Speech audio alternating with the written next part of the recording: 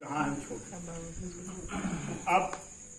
नैमिषेन क्षेत्रे ऋष्यः सौनकादयः सत्रम सर्गाय लोकाय सहस्रम संवास्त। अब करें नैमिषारण्य की बात।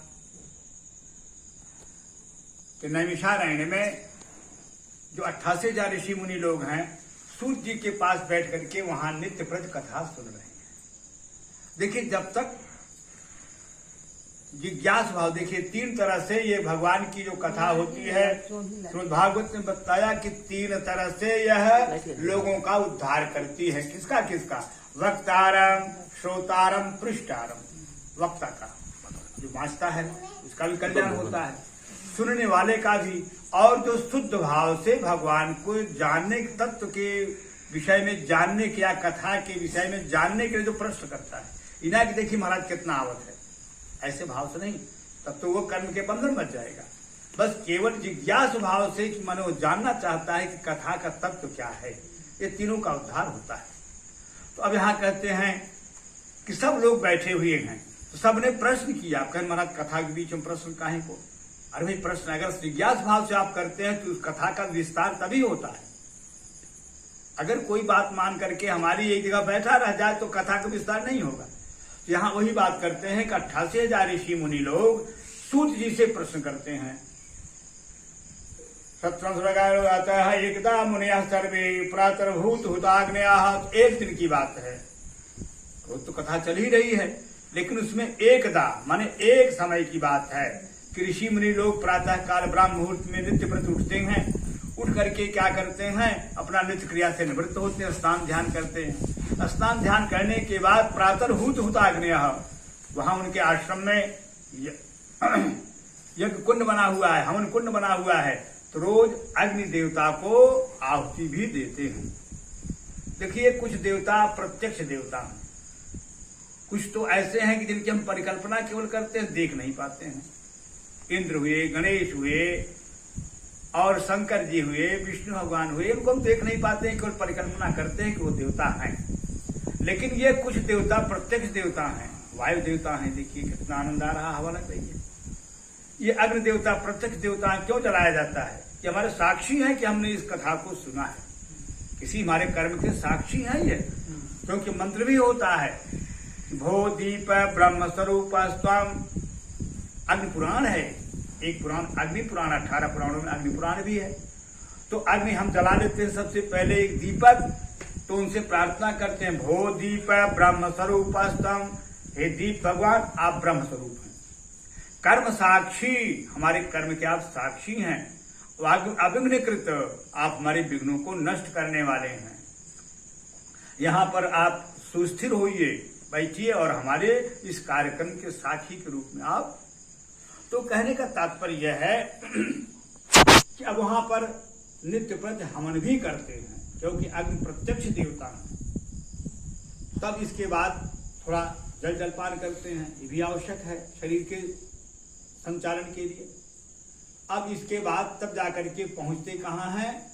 ऋषि, ये सब ऋषि मनीषी 88,000 जाकर के सूर्य जी के पास पहुंचते हैं, और वहां पर पहुंच करके तब वो प्रश्न करते हैं, और तब वही बात कथा वहां पर प्रारंभ हुई। अब कहते हैं, सकृतम सूतमासीनम प्रपुच्छरितमादरात। देखिए, कोई चीज पूछिए तो आदर से पूछिए, लाठी मारे थोड़ा बताइए। तो उससे आप सम्मान पूर्वक पूछेंगे, आदर से पूछेंगे, तब वो कोई बात होता है।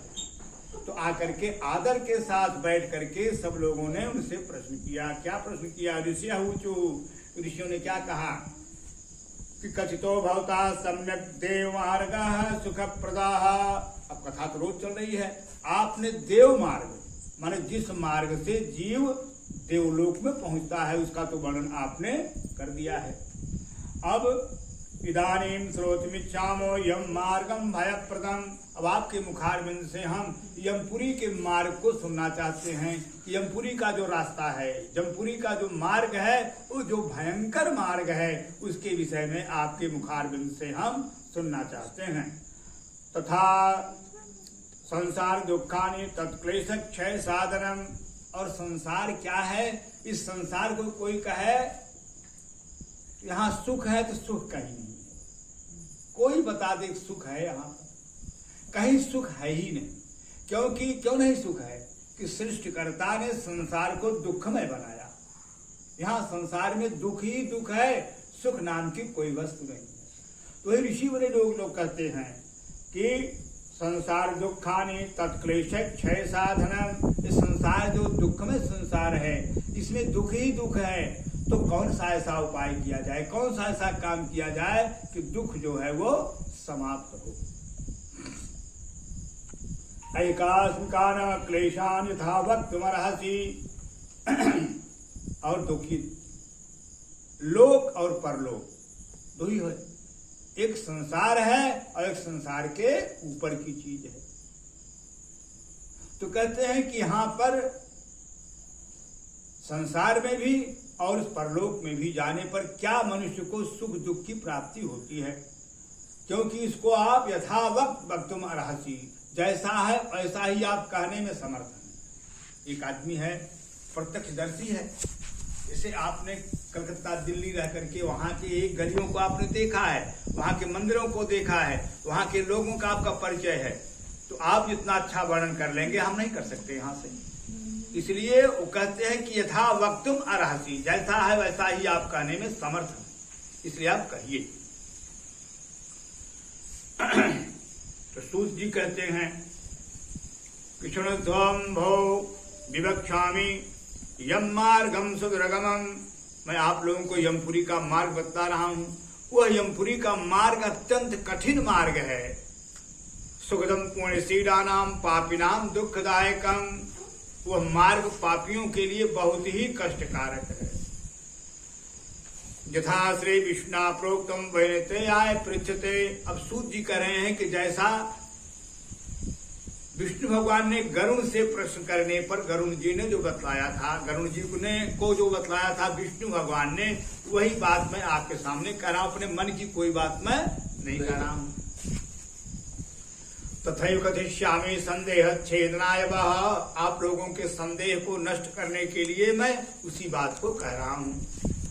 कदाचित् सुखमासीनं वैकुंठम श्री हरिम गुरुं विनतान् भूत्वा प्रवच्च विनतासुतः।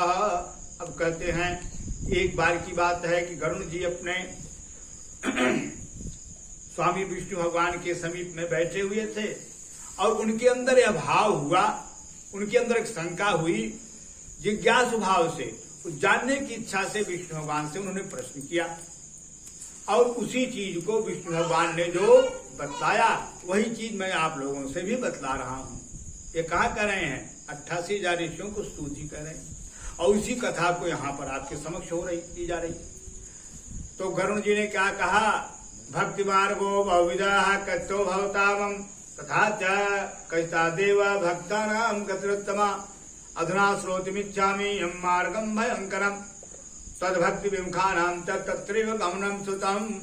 अब गरुण जी पूछते हैं कि हे प्रभु, वो जमपुरी का मार्ग है, कौन जाते हैं जमपुरी में, कौन पढ़ते हैं? तद्भक्ति विमुखानाम तत्रैव गमनम सुतम, आपके भक्ति से जो विमुख हैं, अर्थात आपकी भक्ति जो नहीं करते हैं, ऐसे लोग उस मार्ग में जाते हैं। अतो में सुखमं भगवन्नामा जिह्वा च स्मर्तिमि ताम नरकम जानति धिग्धुगस्ते नराधमान। विष्णु भगवान कहते हैं कि हे गरुण, जैसा तुम कह रहे हो वैसा मैं बतला रहा हूं। तो गरुण जी ने कहा कि प्रभु आप अवश्य बतलाइए हमको, क्योंकि मैं सुनना चाहता हूं, जानना चाहता हूं। क्योंकि आपका नाम जो है बहुत ही सुगम, बड़ा ही आसान नाम है आपका। और जिह्वा च वशवर्तिनी, प्रत्येक मनुष्य की जिह्वा उसी के बस में है, चाहे वो भगवान का नाम ले चाहे किसी को 10 गाली दे। तो इसलिए आपके मुखारबिंद से मैं ये सुनना चाहता हूं। तथापि नरकम जानति धिग्धगस्तु नराधमान, ऐसे मनुष्यों को बारंबार धिक्कार है जो आपका नाम न लेने के कारण नरकों की यात्रा करते हैं। अतो में भगवन ब्रूहि पापी नाम व्यागत्र भवेत्यम मार्ग दुखानि ताते प्राप्नुवन्ति। भगवानवाद विष्णु भगवान कहते हैं, वक्षे हम शृण पक्षीन्द्र यम मार्गम तेन चे नरके पापिनो यान्ते शृणुतामपि भेदितम्। वक्षे हम, अब मैं तुमसे कह रहा हूं गरुण, उस बात को तुम ध्यान से सुनो।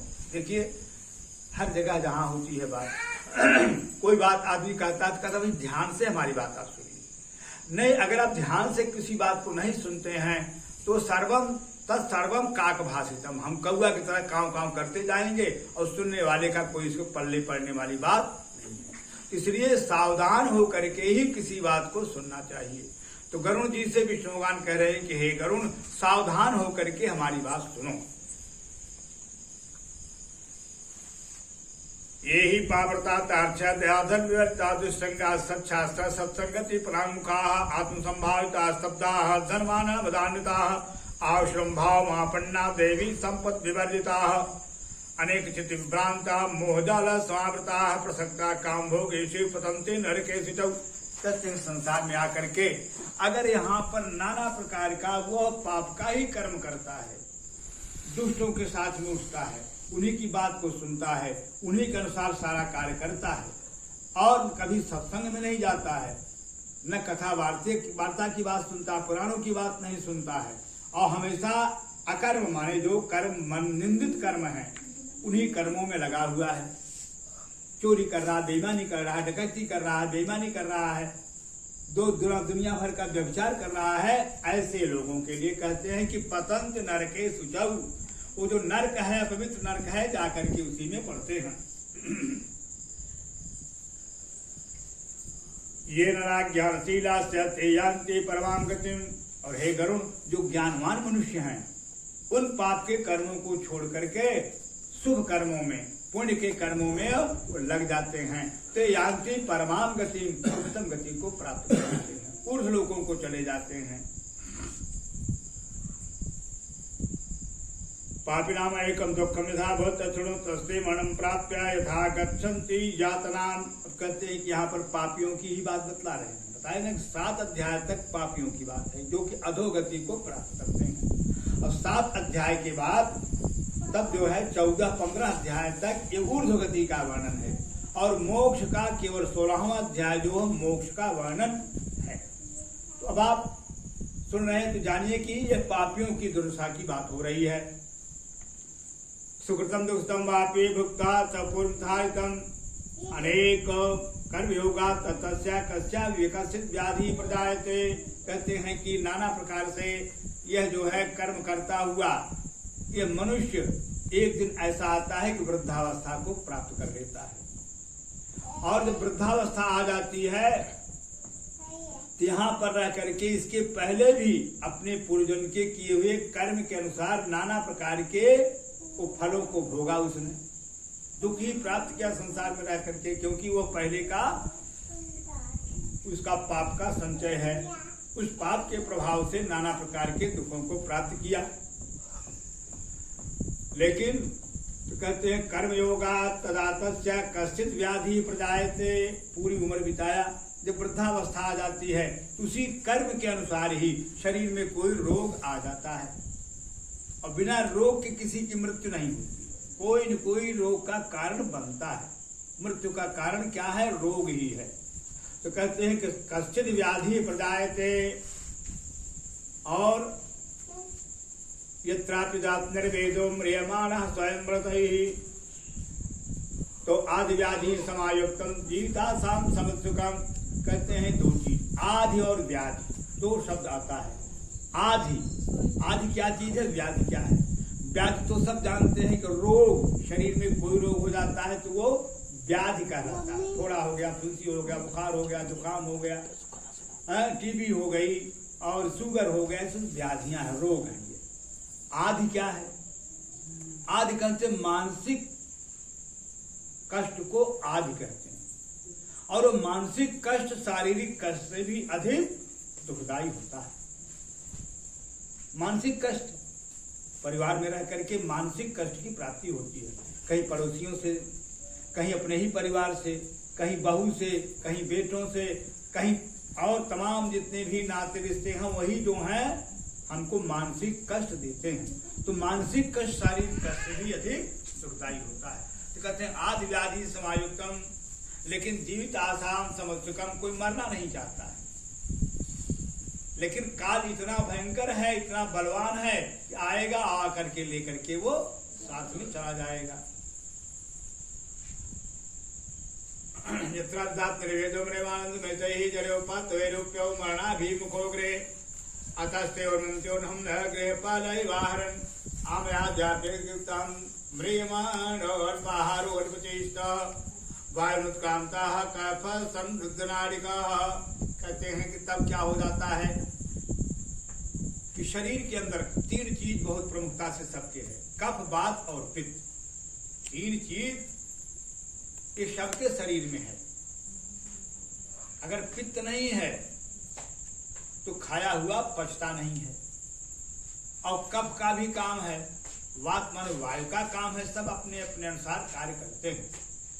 अब पहले की एक बात है, गोस्वामी जी लिख देते हैं कि प्रीति करें जो तीनों भाई उपजहि सन्निपात दुखदाई। जब ये बराबर मात्रा में हो जाते हैं, कफ, वात और पित्त अगर बराबर मात्रा में हो गया तो सन्निपात नामक बुखार हो जाता है।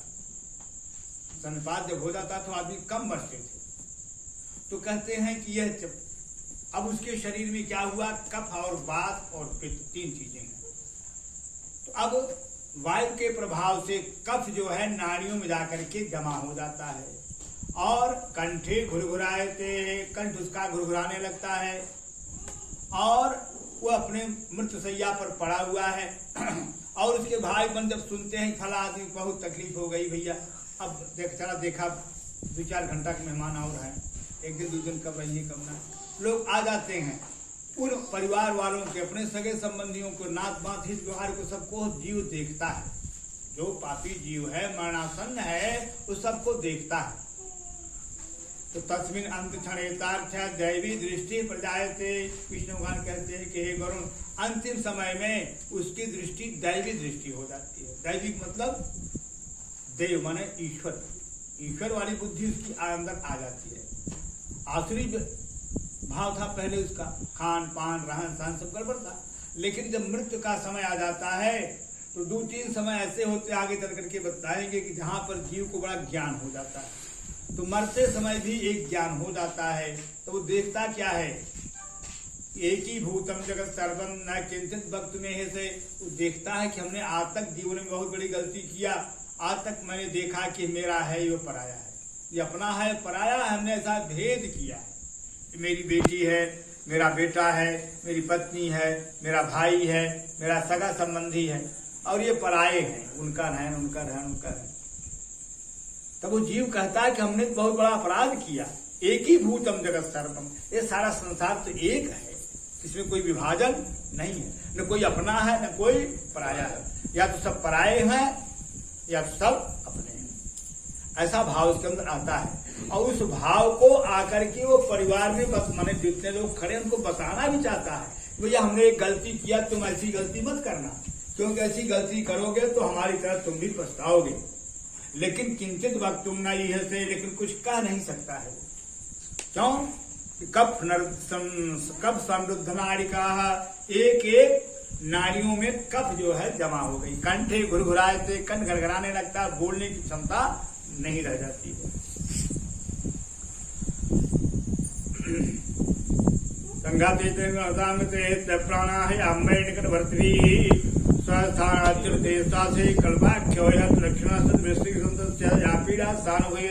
विष्णु भगवान कहते हैं कि हे गरुण, अंतिम समय में इस पापी की बात चल रही है, सबको नहीं, विचार कीजिए, सबकी बात नहीं है कि अंतिम समय में मरते समय जितना 100 बिच्छू डंक मारने पर कष्ट होता है,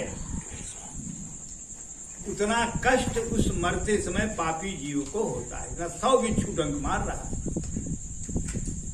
लेकिन पुण्यात्माओं को ऐसा नहीं होगा।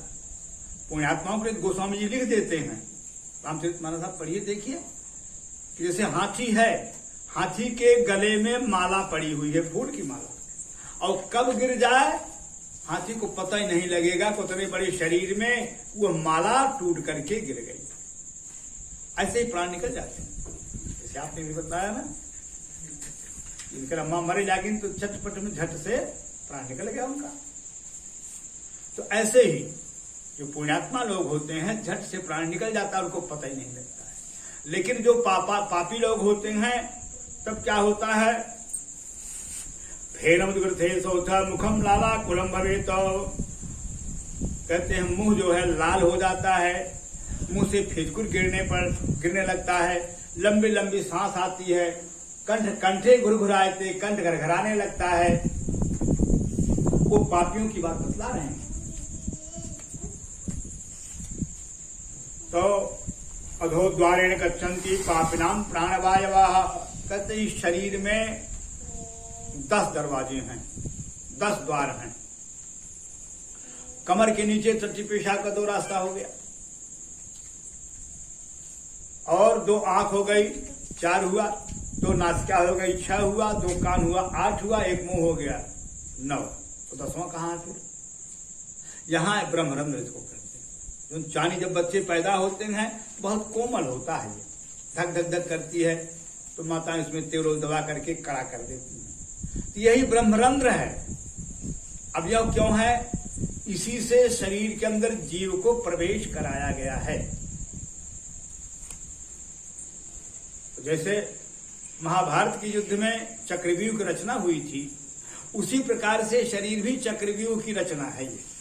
तो जहां से जीव आया है वहीं से निकलेगा, तब तो मुक्त हो जाएगा।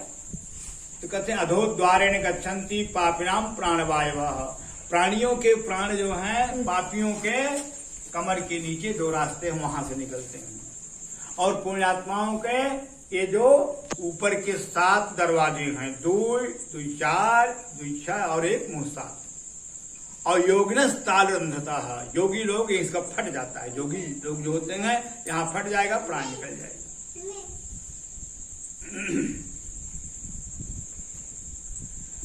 ऊर्ध्वकेशौ का कृष्णौ भक्तृण्डौ नखायुधौ, विष्णुकांत कहते हैं कि तब जम के दूत आकर के वहां पर पहले से खड़े रहते हैं पापियों को ले जाने के लिए। और कैसे हैं भयंकर दूत, कैसे हैं वो?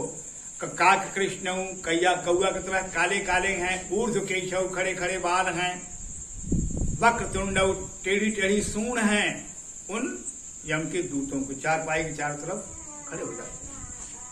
और नखायुधौ बड़े बड़े नाखून हैं, और वह गर्जन करते हैं, तड़कते रहते हैं, भड़कते रहते हैं, हल्ला करते रहते हैं, निकलो तुमको अभी हम ले चल करके फला नरक में छोड़ दें। ऐसा उस पापी जीव से कहते हैं।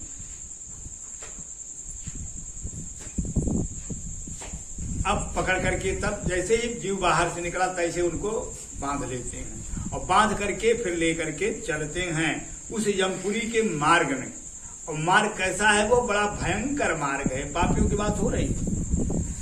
तत्र तत्र पहचानतो मुस्तो पुनरुत्तः है था पाप्यसा नीत संसाय मसादनम त्रिभुर मुहूर्ते द्वाभ्याम वानीति तत्र मानवाः, कहते यहाँ से लेकर के उस पापी को ऐसे भयंकर मार्ग में जाते हैं। कहीं कांटे से भरा हुआ मार्ग है, कहीं खौलता हुआ पानी है, कहीं तप्त बालू का है, माने जलती हुई बालू जिस तांबे के समान लाल लाल हो जाती है, ऐसी बालू जिसमें कि तनमा डाल के भूंजते ना जो तुरंत डालते भर में फूट जाता है। ऐसे उस बालू से भरे हुए रास्ते में पापी जीव को लेकर के जम के दूर जाते हैं। अब लेकिन पहुंच कितनी देर में जाते हैं? द्वाभ्याम त्रिभिर्मुहूर्तैर्वा, 1 घड़ी कहते हैं। 1 घड़ी कहते तो लोग घंटा भी कहते हैं, 60 मिनट होता है। लेकिन हम लोगों के यहाँ ज्योतिष शास्त्र की जो घड़ी होती है 60 मिनट 24 मिनट की होती है। 1 घंटे में 2.5 घड़ी होती है, 24 है 60, 24 दूना 48, 12 60। तो कहते हैं कि 24 दूना 48 या 72 मिनट में यहाँ से लेकर के जमपुरी में पहुंच जाते हैं। तो बड़ा आसान मार्ग है, थोड़ी देर पहुंच जाए, थोड़ा कष्ट सहन करके। लेकिन नहीं, वहां पर जब पहुंचते हैं तो वहां पर यह यमराज की आज्ञा लेने के लिए अब क्या किया जाए, हम तो लेकर के आ गए हैं। तो वहां पहुंच जाते हैं, तब वहां यमराज की आज्ञा से पुनः उनको लेकर के यहाँ पर आते हैं, और मारते हुए पीटते हुए उनको लेकर के फिर यहाँ से फिर जाते हैं जैसी यमराज की आज्ञा होती है। भुंक्ते पिंडम से दत्तम दानम चातुर्कारिकम तापी नास्क तृप्तिम यात न पात की। अब कहते हैं कि उस मार्ग में न कहीं पर अन्न की व्यवस्था है, न कहीं जल की व्यवस्था है। अब भूख प्यास से वो जीव जो है बेहबल होता है, तो कुछ उसको खाने को नहीं मिलता वहां पर। लेकिन कहते हैं कि हमारे शास्त्रों में, पुराणों में कहा गया है कि यहाँ पर जैसे घंट बांधने की व्यवस्था है हमारे हिंदू धर्म, वो घंट बांधा जाता है। कहीं कुछ न कुछ जरूर होता है, सबके यहाँ होता है। अभी हमने मुसलमानों के यहाँ गए थे, कानीपुर एक गांव है उधर के बाद, तो वहां पर देखे कि वो मरने के बाद मुसलमान को वहां कब्र है, उस रास्ते समझाते थे, तो देखते हैं कि मरने के बाद उनको गाड़ते हैं तो घड़े में पानी नहीं रखते हैं वहां। तो कुछ न कुछ काम तो सब करते हैं उस जीव के निमित्त, और 40वां भी करते हैं उनके यहाँ। 40वें दिन कुछ काम करते हैं, खिलाने पिलाने का कुछ भी करते हैं। इस तरह से कहते हैं कि तब जो यहाँ पर उसके सगे संबंधी भाई बंधु जो यहाँ पर घंट बांधते हैं, पिंडा देते हैं, वही थोड़ा सा खाने को प्राप्त करता है। लेकिन जो अत्यंत पापी है, घोर पापी है, उसको उसके से भी तृप्ति नहीं होती है। पापिनाम नोपतिष्ठन्ति दानम श्राद्धम जलांजलि, कहते हैं श्राद्ध किया जाता है, जलदान दिया जाता है, तिलांजलि दी जाती है। पापियों को वो प्राप्त नहीं होती है, प्राप्त होती है लेकिन उससे उनकी तृप्ति नहीं होती है। जैसे एक आदमी है, थोड़ा सा भोजन किया, उसको तृप्त हो गया, लेकिन एक आदमी ऐसे खाए जाते कभी उनकी तृप्ति नहीं होती है। हाँ प्राराधन, उसी प्रकार से पापियों की बात है। वो भवंति प्रेत रूपास्ते पिंडदाना विवर्जिता, कहते अगर कुछ लोग ऐसे हैं, आज नास्तिकों का जमाना है, नास्तिकता ज्यादा भरी हुई है, कहते हैं इसे कुल का होते, घंट बाने का होता है, पिंडा पारे का होता है, सुत रही के का होता है, हमने पंडित किया है, भाई बंधु खिलाने से क्या होता है। लेकिन नहीं, कहते हैं शास्त्र का वचन है कि अगर किसी का यह नहीं होता तो प्रेत रूप में होकर के वह वायुमंडल में विचरण किया करता है। देखिए, प्रत्येक मरे हुए की एक संज्ञा हो जाती है प्रेत। अभी थोड़ी देर पहले हमने पढ़ा था एक संकल्प में, वो प्रेत बन गई, तो प्रेत रूप में ये 13 दिन तक रहेंगे। अब 13वें दिन यहां से प्रेतो त्रयोदशेहन प्रेतो यम किंकरैहि, 13वें दिन, जैसा 13वां दिन लगा, जब के दूत उसको लेकर के फिर आगे बढ़ जाते हैं। अब कहते हैं भवंत प्रेत रूपास्ते पिंडदान विवर्जिता, जिसका जो है पिंडदान इत्यादि नहीं, घंट नहीं बांधा जाता है, वो प्रेत रूप में होकर के वायुमंडल में विचरण किया करते हैं। और जिस परिवार से गए हुए हैं उसको नाना प्रकार का कष्ट भी वो देते हैं। आते हैं समय पर, उनको भूख प्यास लगती है तो खाने के लिए कहाँ जाएंगे, जिस परिवार से गए हैं। तब यहाँ क्या करते हैं कि जब यहाँ नहीं मिलता, कोई व्यवस्था नहीं, न पिंडे हैं न घंट बांधा गया है, तो पिबंत तिल किल तस्य सोनितम, उस परिवार वालों को रक्तपान करते हैं और श्राप दे करके यहाँ से चले भी जाते हैं। तो अब वही बात यहाँ कहते हैं कि ना भुंक्तम क्षीयते कर्म कल्पकोटि शतैरपि अभुंक्त्वा यात्रां जतुर्मानुष्यं लभते न अतो दद्यान् सुताः पिंडान् दिनेषु दशद्विज। इसलिए विष्णुगान कहते हैं कि हे गरुण, सगे संबंधियों का, पुत्र इत्यादि का, भाई बंधुओं का कर्तव्य है कि मरने वाले के लिए घंट बांधें और उनको यह जो है पिंड इत्यादि की व्यवस्था करें, सुत्य रही की व्यवस्था करें, नहीं तो प्रेत रूप में होकर के वो परिवार को कष्ट भी देते रहेंगे और आत्मा उनकी भटकती रहेगी। प्रत्यहंते भजनते चतुर्भाग खगोत्तम, एक पिंडा जो दिया जाता है, भैया पिंडा उंडा पारा रहा क्या? ठीक है, जरूरी के परावत है खत्म बात तो क्यों नहीं तो करा है कमिश्रे महाराज। कमिश्रे का है पहले दिन 5 पिंडा 5 दिन। हाँ ठीक, वही नियम है। नहीं, वहाँ भी 5 पिंडा कराए, वहाँ ही कराए पिंडा। अच्छा, वहाँ वो सबने मृत्यु संस्कार। सुनिए, 16 पिंडा होता है, 6 तो जलाने तक होता है, अस्त संचय तक 6 पिंडा होता है। 6 हो गया, अब 10 गात्र का 10 पिंडा होता है, तो 10 6 16, ये 16 पिंडे का विधान है। और 3 खोड़सी होती है, 16 3 48, एक आद्य श्राद्ध होता, 49 पिंडा का सब विधान है, शुद्ध से लेकर के अब तक। तो जो आपने किया वो तो दाह तक हुआ नहीं, 5 तो हुआ है, यहाँ भी हुआ ना, वो अलग हुआ। अब ये 5 और 5 बाकी है, ये 10 होता है। भाई 5 बाकी है, हाँ, उसको करें फिर करें। जो दिन घंट फूटे उस दिन तक वो महापात्र कराते हैं, हाँ एक पिंडा कराते हैं। तो कहते हैं कि जो पिंडदान किया जाता है 10 गात्र वाला, उसका 4 हिस्सा होता है। 2 हिस्सा तो उससे शरीर की रचना होती है। आगे चल के बतलाते हैं कि दग्धे देहे पुनर्देह पिंडैरुपत्यते खग। विष्णु भगवान कहते हैं कि हे गरुड़, ये शरीर तो जल जाता है, लेकिन अब शरीर तो जल गया तो क्या हो गया, प्रेत रूप में बन गया, विचरण कर रहा है। तो दग्धे देहे पुनर्देह पिंडैरुपत्यते खग, जब फिर पिंडा दिया जाएगा तभी शरीर की रचना होगी। तो 4 हिस्सा हुआ उसका, एक पिंडा का, तो 2 से तो शरीर की रचना हुई, क्योंकि शरीर जल गया तो शरीर रह नहीं गया। तो 2 माने आधे भाग से तो शरीर की रचना हुई, और एक भाग जो है तीसरा हिस्सा जो जम के दूध लेकर के जा रहे हैं वो खा जाएंगे। हम टीडी जाएंगे ना, चाहिए टीडी तो चलेंगे। सही। अब जो है चौथा भाग वही जीव खाने को पाता है। रास्ते में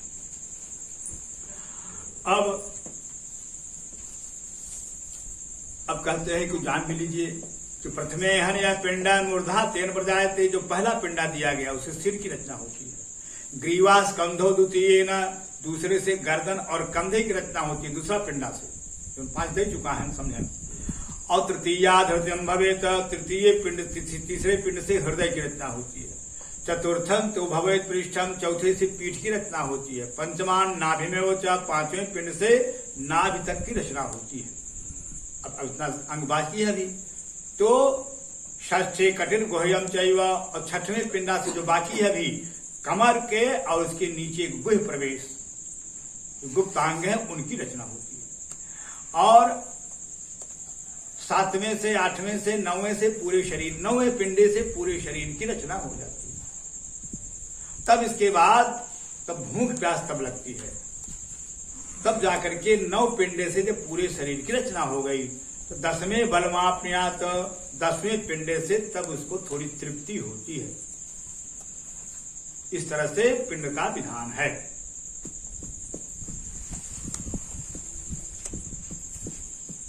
तो या एकादशम द्वादशम च प्रेतो भुंगते दिनद्वयम, 11वें दिन का जो पिंडा होता है और जो 12वें दिन का होता है। देखिए जो 13 दिन का क्रियाक्रम रखा गया है, यह हर जगह 13 दिन का ही होता है, नियम है।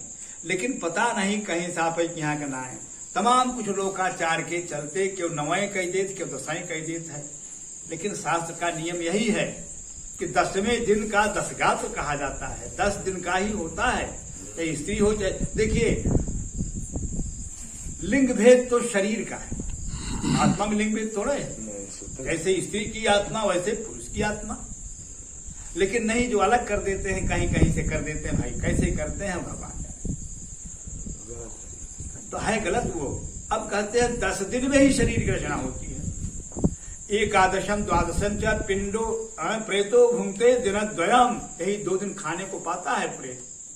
11वें दिन का पिंडा और 12वें दिन का। 12वां क्या होता है, सपिंडी कहते हैं उसको, 12वें द्वादशाहे सपिंडनम। अब 13वें दिन जो है, अच्छा 12वें दिन ही 13 ब्राह्मणों को भोजन कराने का भी विधान है। 12वें दिन करा दिया जाए और 13वें दिन तो सब जे का मन हो किया हुआ। तो इस तरफ कहते हैं क्यों कि लिखा हुआ है कि त्रयोदशे हन प्रेतो यंत्रितो यम किंकरैः, जब 13वां दिन लगा तो जम के दूध लेकर के फिर चले जाएंगे। तो आप शाम को 13वां दिन लगा कि लेकर के गए। अब कब लेकर के जाते हैं तो नहीं लिखा हुआ है। अब आपके पिंडा को थोड़ा वो रहेंगे कि भाई ना ही 13 ना खाए ना, रोके रही ना। 13वां दिन लगा के लेकर के गए। नियम यही है शास्त्र का। भाई लोग कैसे करते हैं वो।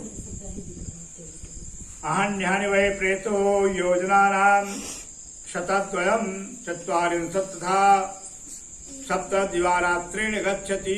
47 दिन में यहाँ से फिर पहुंचता है। पहली बार तो पहुंच गया कितने में, 72 या 48 मिनट में पहुंच गया। तो वहां जाकर के फैसला लिखाया कि क्या इसके साथ व्यवहार किया जाए।